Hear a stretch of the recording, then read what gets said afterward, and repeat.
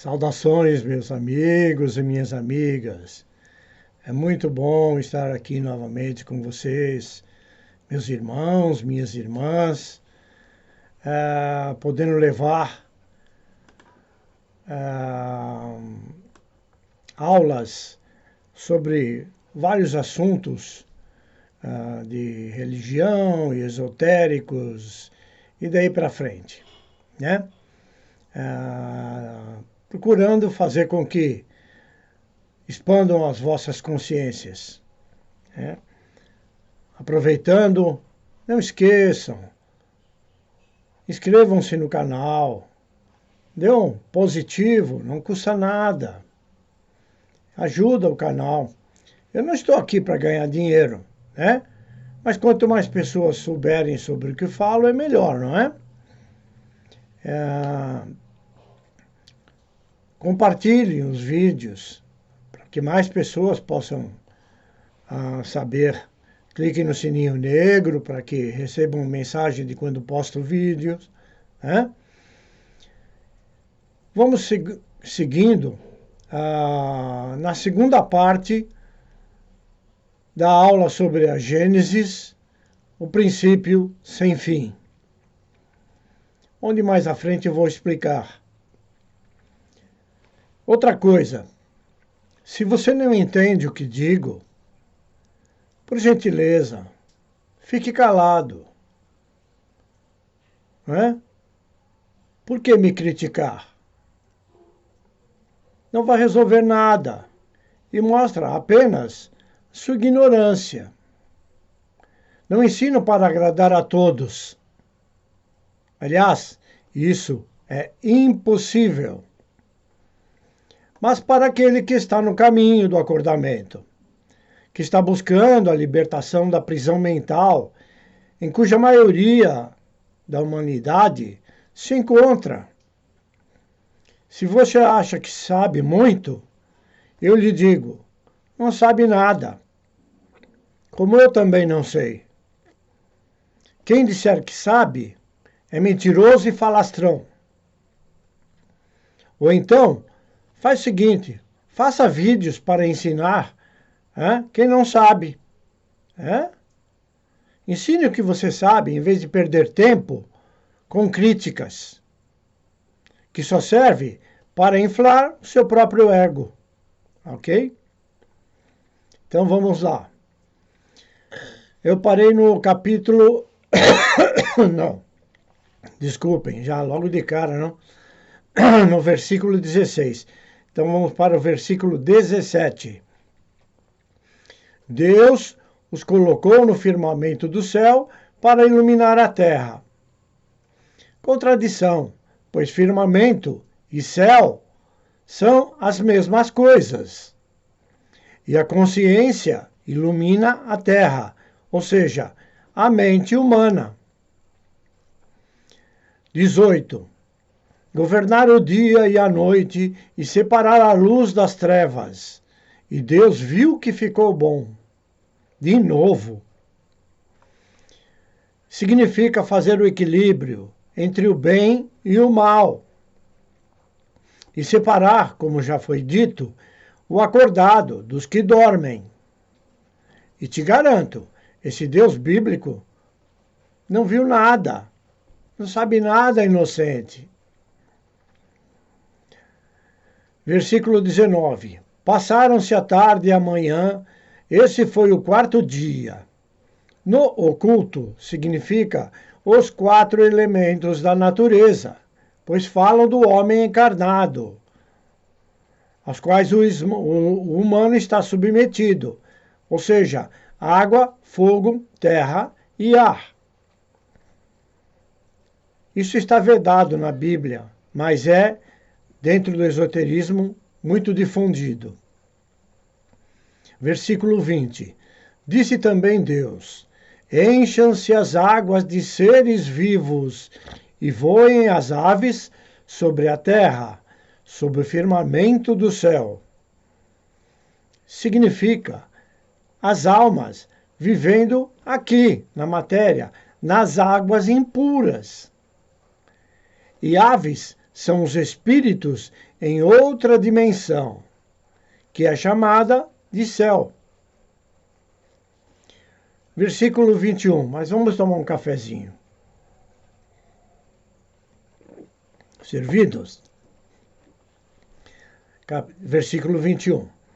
Assim Deus criou os grandes animais aquáticos e os demais seres vivos que povoam as águas, de acordo com as suas espécies, e todas as aves, de acordo com as suas espécies. E Deus viu que ficou bom.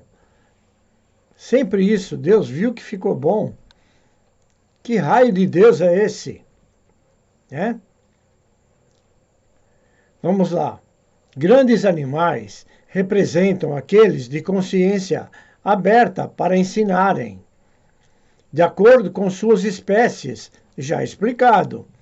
E espíritos também têm espécie, mas igualmente ao humano, de acordo com as explicações, a saber se é de fato real, só desencarnando. Cada um está em um nível de desenvolvimento. Versículo 22. Então Deus os abençoou, dizendo: sejam férteis e multipliquem-se, encham as águas dos mares e multipliquem-se as aves da terra.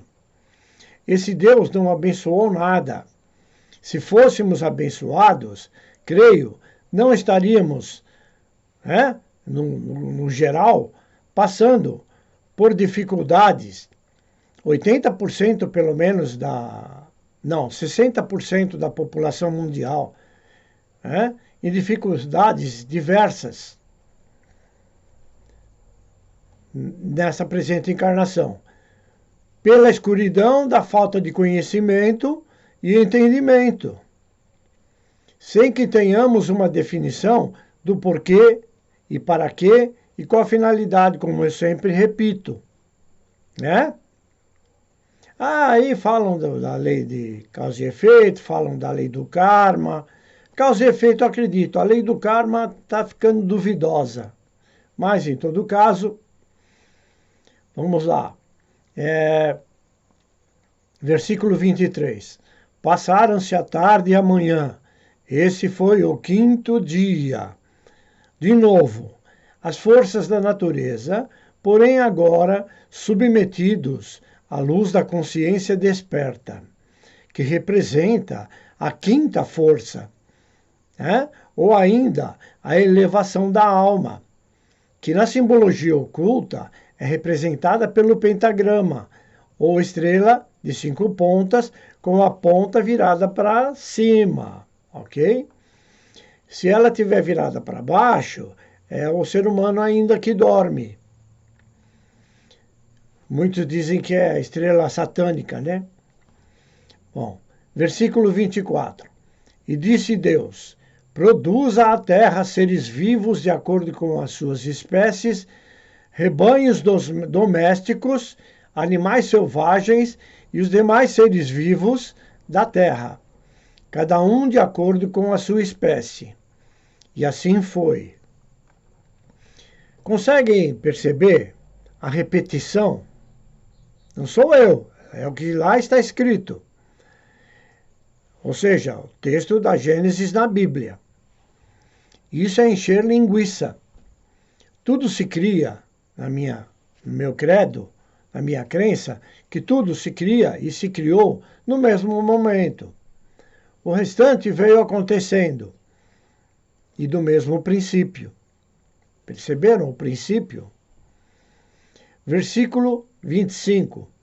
Deus fez os animais selvagens de acordo com as suas espécies, os rebanhos domésticos de acordo com as suas espécies, e os demais seres vivos da terra de acordo com as suas espécies. E Deus viu que ficou bom. Tudo Deus vê que fica bom.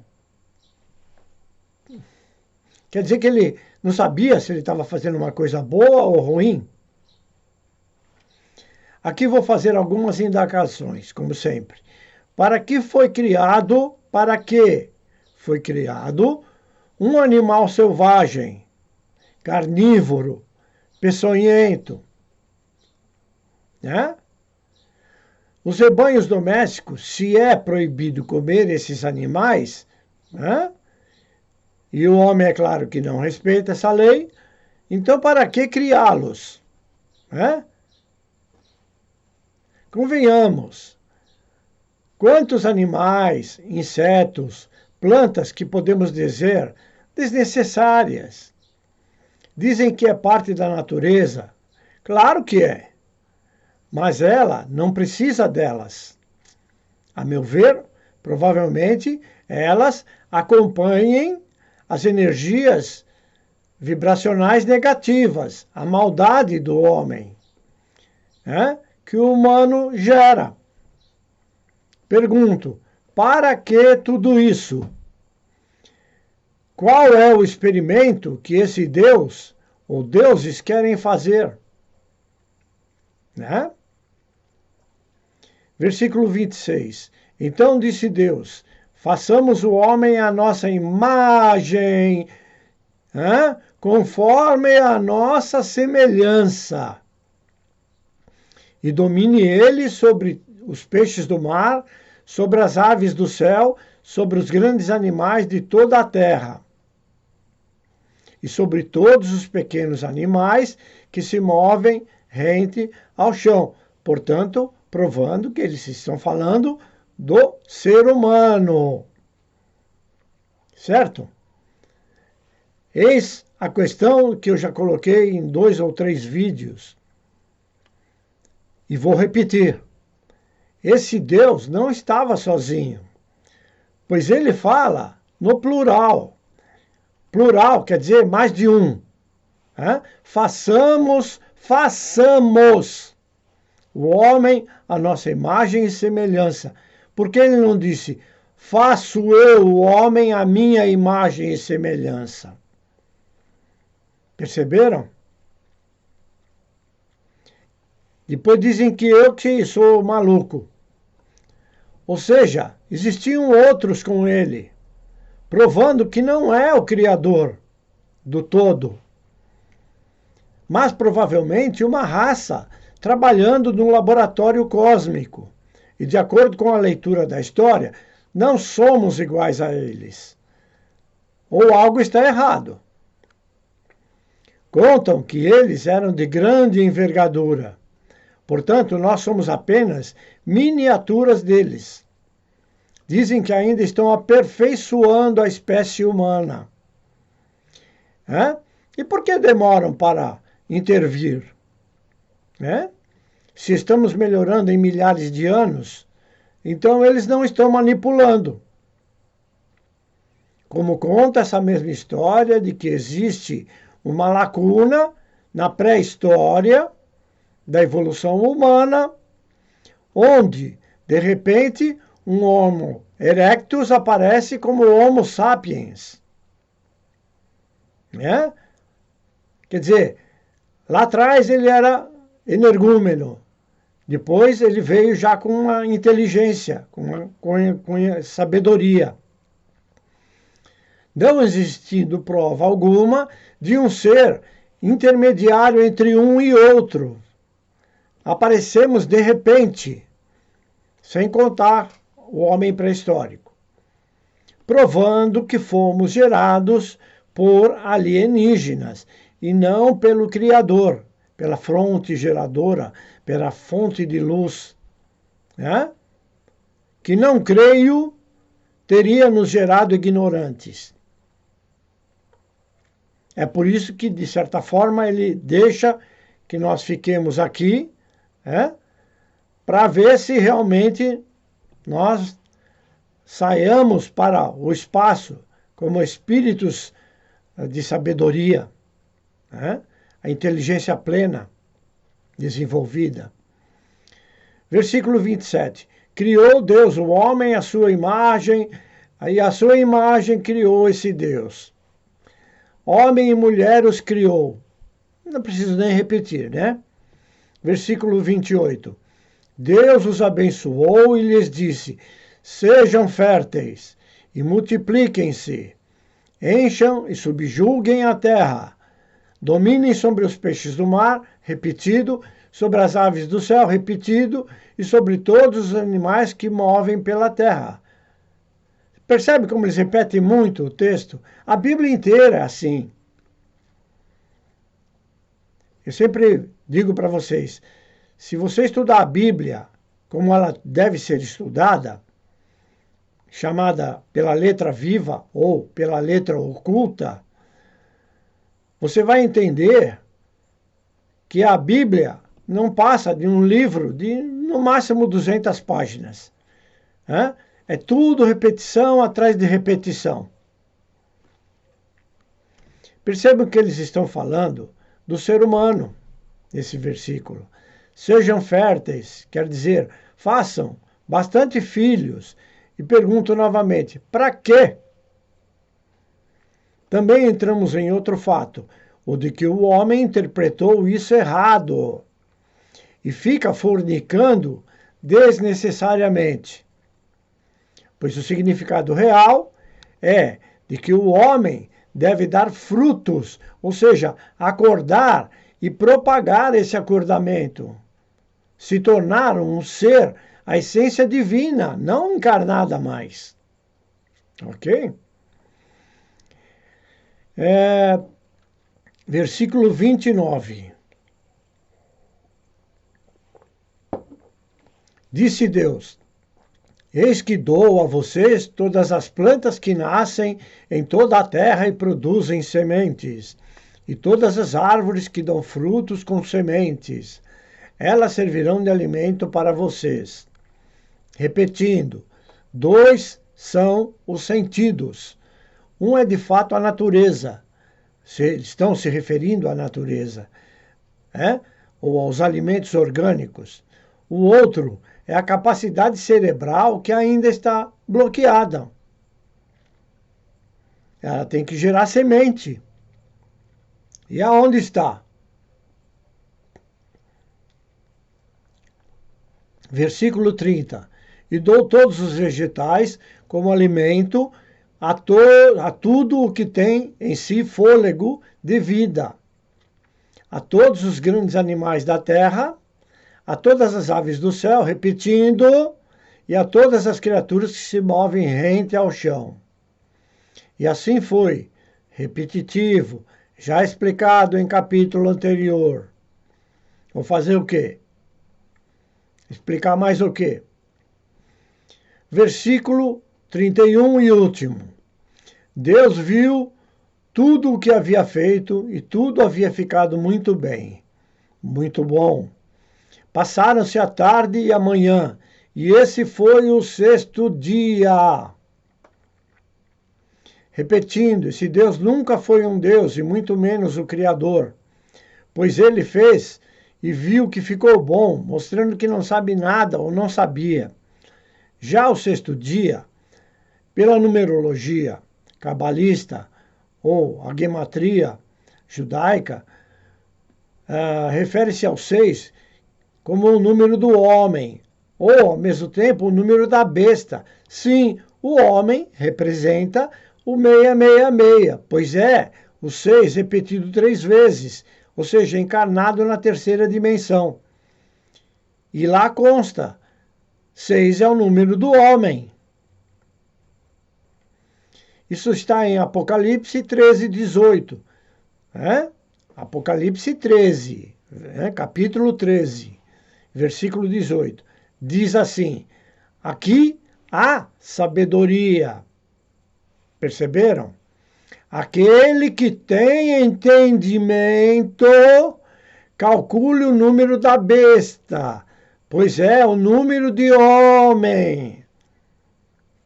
Aquele que tem entendimento. Está falando lá no Apocalipse da Bíblia. Está escrito dessa forma. Pois é número de homem.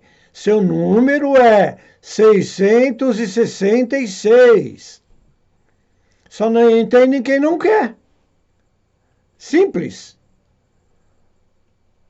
O bitulado religioso interpreta de acordo com seus interesses. Depois vem aqui falar que eu não sei nada. Lembrando, Gênesis representa o princípio sem fim.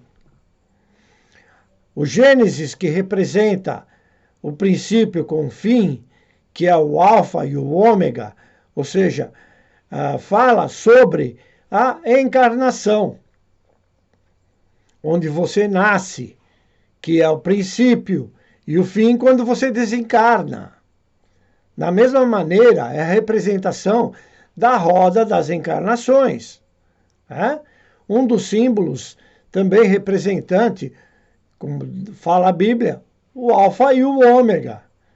No esoterismo, no ocultismo, até na maçonaria, é o Ouroboro. É um símbolo que é uma serpente engolindo a própria cauda. Ou seja, é o círculo da encarnação. Vai e volta, vai e volta. Ok? Bom, chegamos ao final de mais essa aula, agradecendo a todos a presença. Despeço-me fraternalmente, desejando a todos que se faça luz em vossas consciências, que o Criador se manifeste em vossa jornada. Assim seja. Até breve.